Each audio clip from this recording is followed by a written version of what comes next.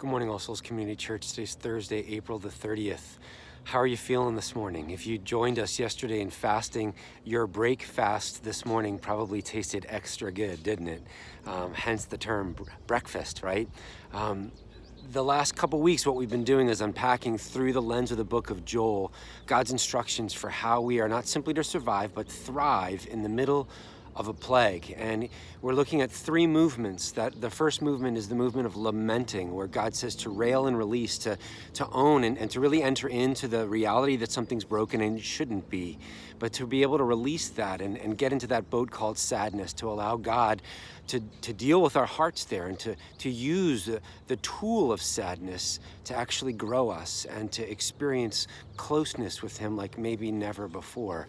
That the second movement is the movement of repenting, that idea of turning back to God, for the things that are broken in our world are the result of this virus called sin that was made in the laboratory of our own rebellion, and it's infected us as people, in our relationships, in our hearts, in our bodies, but it has also infected every area of life in this world, from the rocks and the trees to the flowers and the birds. Every area, every ounce of creation has been infected with this virus, and God alone says He is, let alone knows, the answer, the cure, the antidote.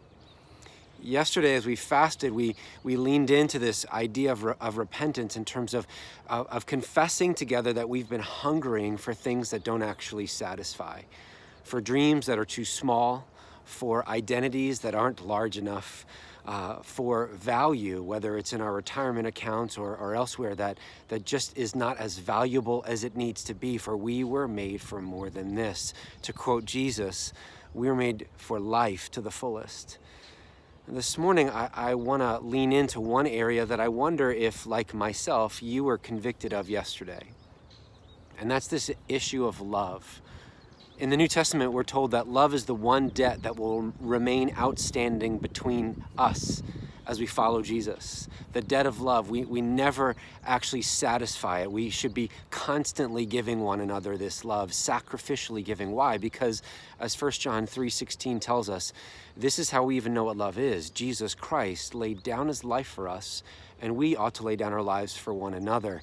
It goes on to say in the next verse that if we have possessions and goods, and yet we close our heart off to those that are in need around us, then the love of God does not reside within us.